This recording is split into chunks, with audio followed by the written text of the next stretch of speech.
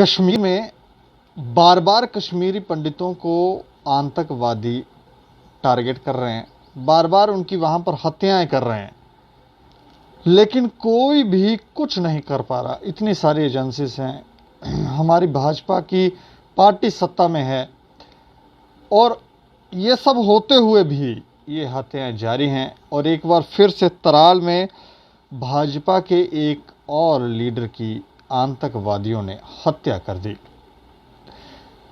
3 आतंकवादियों के बारे में बताया जा रहा है कि 3 आतंकवादियों ने इस वारदात को अंजाम दिया था और एक छोटी बच्ची, उसकी भी टांग पर गोली लगी थी। और ये घिनौना काम, ये आतंकवाद कब समाप्त होगा, ये घिनौना काम कब खत्म होगा कश्मीर में, ये एक बहुत बड़ा चिंता का विषय है। इस पर चर्चा करेंगे और चर्चा करने के लिए हमारे साथ हैं राकेश बजरंगी, जो बजरंग दल के प्रधान हैं। सर, आपका बहुत बहुत स्वागत है। धन्यवाद जी। अच्छा, क्या कहना चाहते हैं आप? क्यों बार बार कश्मीरी पंडितों को कश्मीर में टारगेट किया जा रहा है आतंकवादियों की तरफ से? क्या लग रहा है आपको? देखिए, कश्मीरी पंडितों को नहीं, ये मेरा तो ये मानना है कि ये अल्पसंख्यकों पर हमला है। वहां पर आतंकवादी और वहां के लोग अल्पसंख्यकों को वहां पर जाने देना नहीं चाहते। अच्छा। वहां पर वो किसी को बिजनेस नहीं करने देना चाहते।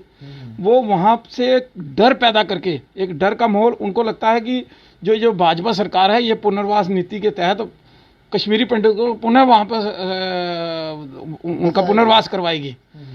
उनको उनके अंदर एक डर और एक खलबली पैदा करवा कर उनको एक डर के तहत उनको कि भाई वो यहाँ पर आए ना डर के मारे, और वो जो है वो इस्लामिक स्टेट एक बना के रखे। तो इसलिए सबसे बड़ी बात ये है, देखिए जिस प्रकार से कुछ घटनाएं जो पिछले कुछ समय में हुई हैं, जब 370 और 35 से हटने के बाद जो घटनाएं हुई हैं वो तो इसी ओर इशारा करती हैं। चाहे कृष्णा ढाबे वाले के बेटे के को आतंकवादियों द्वारा मारा गया हो, चाहे ज्वेलर्स शॉप वाले को मारा गया हो, चाहे कई ट्रक ड्राइवर मारे गए हों, चाहे जो भी बिजनेसमैन मारे गए हैं, चाहे जो प्रगाल ग्रुप ने जो वहाँ पर बिजनेस करने की कोशिश की है, उसके घर में 3 गोलियां जो हैं वो पैक करके भेजी गई। और जिसके अंदर वो भेजी गई वो डॉन अखबार जो है उसकी कटिंग है। और डॉन अखबार तो हिंदुस्तान में है ही नहीं, और वो यहाँ आई कैसे? नहीं, वो तो हमने जांच का विषय है ना, वो अभी तक क्लियर नहीं हुआ। नहीं, हमने इन्वेस्टिगेट किया था, क्योंकि वो खबर हमने भी की थी, तो वो फोटोकॉपी था उसका, मतलब फोटोकॉपी निकाली थी और वो किया था उन्होंने। देखिए, हो सकता है कि वो डर पैदा करने के लिए, अगर फोटोकॉपी भी थी तो वो डर पैदा करने के लिए। देखिए, मीडिया में तो कहीं वो आया नहीं, आपने अपने लेवल पे की होगी जांच, लेकिन पुलिस ने जो बोला था कि जांच का विषय है, जो अखबारों में जिस प्रकार से खबर लगी थी, मैं उसके ऊपर उसके ऊपर बोल रहा हूँ। उसके बाद जो है ये एक डर का माहौल पैदा करना, सरकार ने वहाँ पर कश्मीरी पंडितों के लिए अलग से कॉलोनी बनाने की कोशिश की, वहाँ विरोध हुआ। सैनिक कॉलोनी बनाने की कोशिश की, वहाँ विरोध हुआ।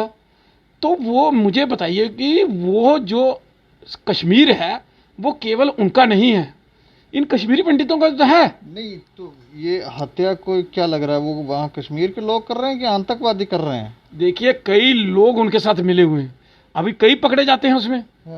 मैं सभी को नहीं बोलता हूँ, लेकिन ज्यादातर लोग जो हैं वो उनका समर्थन करते हैं, आतंकवादियों का समर्थन करते हैं। 370 के बाद जो टारगेटिंग हुई है उसमें ये इंकित होता है कि वहाँ के लोगों की मिली भगत है और वो नहीं चाहते कि यहाँ पर कोई आए।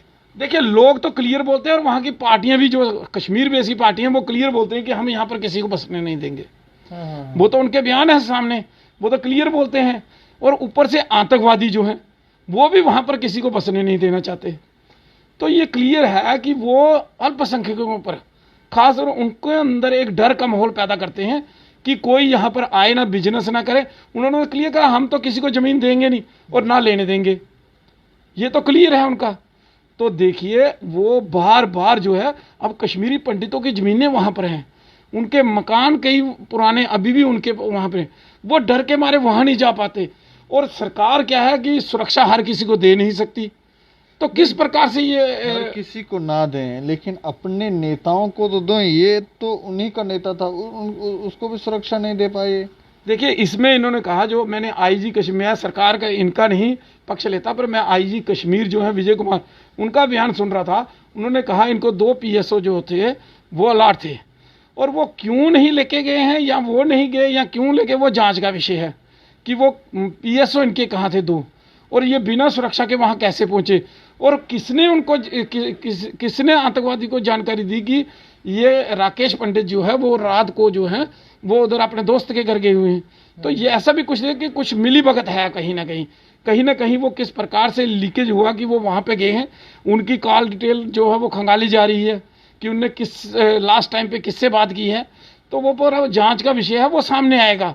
बाकी जो ये बता रहे हैं कि 3 आतंकवादी थे, सेना पैरामिलिट्री फोर्सेस वहाँ लगी हैं ढूंढने के लिए, आज नहीं कल तो वो ढूंढ ही लेंगी, क्योंकि उन्होंने बड़ी जल्दी जो जिसने भी कोई घटना की है तो वो उसके पीछे लगे हैं, तो जल्द उनको ख़त्म किया है।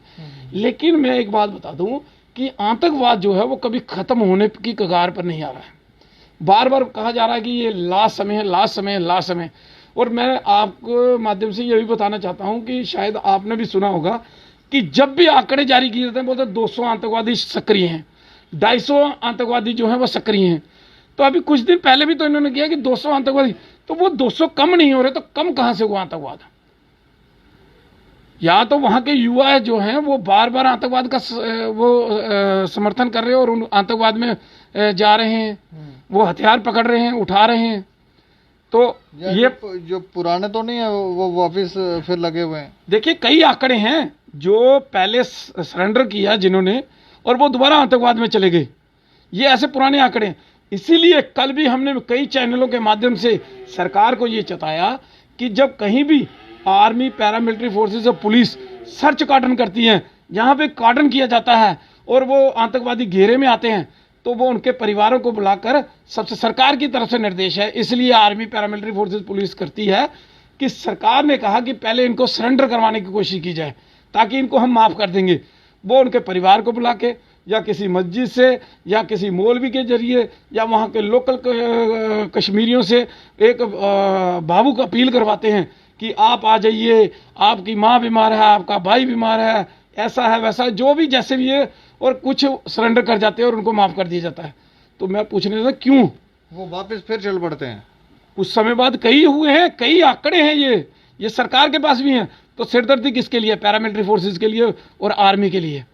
देखिए जिस व्यक्ति ने, मेरा मानना है, जिस व्यक्ति ने हथियार उठाया, जिसने देशद्रोह किया, जिसने देश के विरुद्ध षड्यंत्र रचा, जिसने देश के खिलाफ विद्रोह किया है और जिसने हमारे सेना, पैरामिलिट्री फोर्सेस और आर्मी के जवानों को शहीद किया है, जिसने हमारे राष्ट्रभक्त जनता का खून बहाया है, उन लोगों को माफीनामा किसी हालत में नहीं होना चाहिए, उनको माफीनामा। नहीं, कई बार ऐसा लगता है कि सरकारें ये प्रयत्न करते हैं कि लोग सही दिशा में आ जाएं, उनको हो सकता है नौकरी वगैरह या पैसों की कोई किल्लत हो, इसलिए वो वहाँ गए हों, इसलिए उनको माफ़ कर दिया जाता है, फिर नौकरी वोकरी भी दी जाती है। लेकिन बाद में जब ये वापस चले जाते हैं तो फिर ये कुछ और ही इंगित करता है। इन लोगों के ऊपर कार्रवाई होनी चाहिए। देखिए मैं बता दूं, जम्मू और कश्मीर दोनों हमेशा है, प्रदेश एक है, लेकिन दोनों की हमेशा आपस में जो है एक वो रही है, मतलब इनका एक मुकाबला ही रहा है, क्योंकि हमेशा कश्मीर को प्रोविंस मतलब प्रायोरिटी दी गई, जम्मू को जो है कहीं भी प्रायोरिटी नहीं दी गई। जम्मू तो अस्तित्व में कम आया 2008 में, विश्व में लोगों को पता चला जब जम्मू ने आंदोलन किया 2008 का, तो बाहर विदेशों को पता ही नहीं था जम्मू क्या है।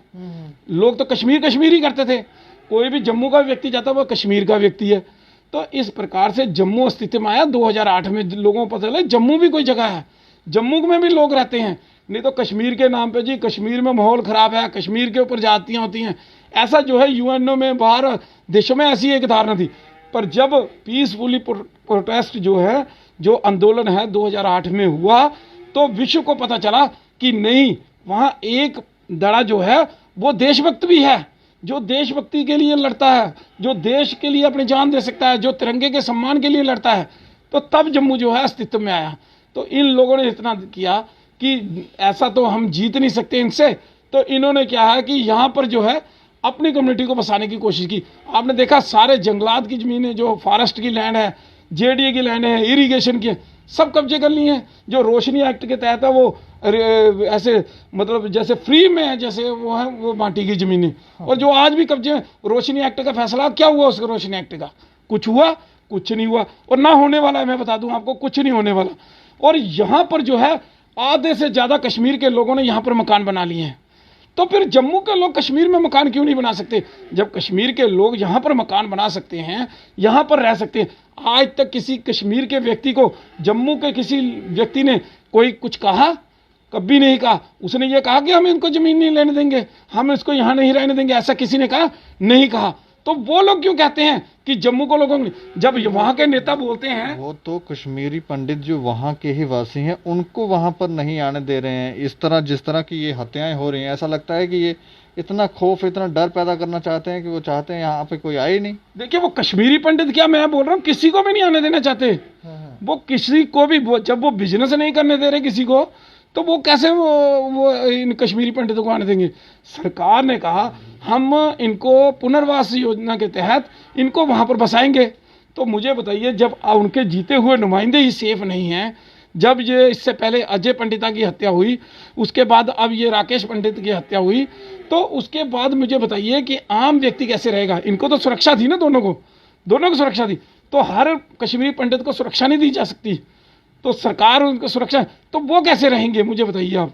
मैं सरकार से ये पूछना चाहता हूँ कि आप पुनर्वास नीति के तहत उनको वहाँ पर पुनः बसाना चाहते हैं, तो वो कैसे रहेंगे, कैसे जाएंगे? इसके लिए ठोस नीति बनाइए ना। आपके पास बड़े बड़े ब्यूरोक्रेट हैं, अजीत डोभाल जैसे सलाहकार हैं, बड़े बड़े लीडर हैं आपके पास। आप कोई ठोस नीति बनाइए ना। या तो उससे आतंकवाद को जो है, जो आतंकवाद में वह राजनीति का मुद्दा मत बनाइए उसको। कश्मीर को केवल राजनीति के मुद्दे के लिए मत रखिए उसको।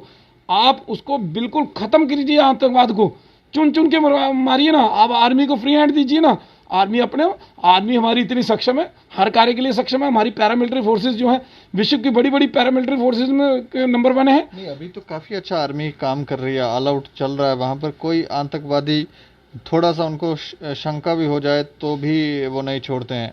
तो अभी भी ये, उसके बावजूद भी ये लोग ऐसी हरकतें कर रहे हैं, तो ये किस तरफ इंगित कर रहा है? देखिए मैं बताऊं, जगमोहन जी के टाइम वाली आर्मी को, उस तरह से आर्मी को फ्री हैंड दीजिए ना। अच्छा, फिर देख रही कैसे सीधे होते हैं, सब सीधे होंगे। जगमोहन जी के नाम से तो आज भी कश्मीर के लोग डरते हैं।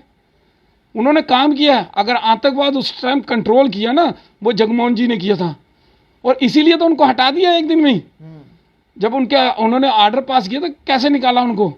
देखिए ऐसा व्यक्ति चाहिए जो स्ट्रिक्ट हो, जो आर्मी के लॉ एंड ऑर्डर को जानता हो, आर्मी किस प्रकार से काम करती है, आर्मी के किस पर, उनको काम करने दें और खुले तौर पे काम करने दें। ये राजनीतिक पार्टियों के दबाव जो है वो उनके पर ना हो, तभी वो काम जो है वो सफल होगा।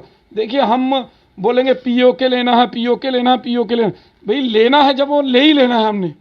हम सरकार के साथ हैं, हम सरकार के साथ हमेशा खड़े हैं कि सरकार कोई भी काम अगर करती है देश हित में तो हम सरकार के साथ हैं। और मैं देखता हूँ यहाँ जो पॉलिटिकल पार्टियां वही एक नहीं है।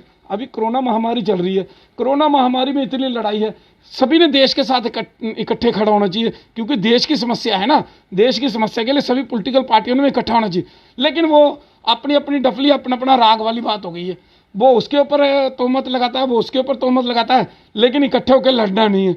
लेकिन ब्लेम लगाने, ये लड़ाई का समय, ये इस समय अपने लोगों के बारे में सोचने का समय है, तो इकट्ठे रहना चाहिए। तो कश्मीर जो है इतनी देर से जो डिस्टर्ब है, डिस्टर्ब तो नहीं है ये, डिस्टर्ब इन्होंने दिखाया उसको कि विश्व में जो है पुरानी सरकारें रही हैं, उन्होंने पाकिस्तान के साथ इतने ज़्यादा कोई दबाव नहीं रखा। अगर उस समय आज जैसा काम अगर पाकिस्तान के साथ हुआ होता तो दबाव में उसको पाकिस्तान को रखा जाता, तो आज ये कश्मीर समस्या जो है वो कब की हल हो गई होती। कश्मीर में आतंकवाद नहीं होता है, कश्मीर स्वर्ग होता जैसे पहले था। आम व्यक्ति आराम से वहाँ जाता। फिल्मों की शूटिंग आज लंदन वगैरह बाहर नहीं होती, अमेरिका वगैरह या स्वीडन वगैरह में होती, वो शूटिंग जो है कश्मीर में होती। क्योंकि जो भी ये लोग फिल्म इंडस्ट्री वाले हैं वो कश्मीर को फर्स्ट प्रायोरिटी में रखते हैं, क्योंकि कश्मीर को स्वर्ग कहा गया। कश्मीर में पुरानी फिल्में आप जितनी देखें सब कश्मीर में, लोकेशन के हिसाब से कश्मीर सबसे अच्छा है। सब ने कश्मीर में जो है वहाँ पर वो की है, शूटिंगें की हैं। कोई बाहर नहीं जाता था, आज सभी बाहर भागते हैं। आज सभी जो भी डायरेक्टर प्रोड्यूसर है, शूटिंग करनी है जी, चलो अमेरिका, चलो स्वीडन, बाहर की तरफ ही दौड़ते हैं। लेकिन कोई नहीं बोलता कि कश्मीर में शूटिंग अभी थोड़ा थोड़ा चला है। अभी इसी सरकार में है ना, पिछली सरकार में किसी ने वहाँ पे वो नहीं किया ना। अभी थोड़ा थोड़ा रोजगार जो है वो शुरू होने लगा वहाँ पे।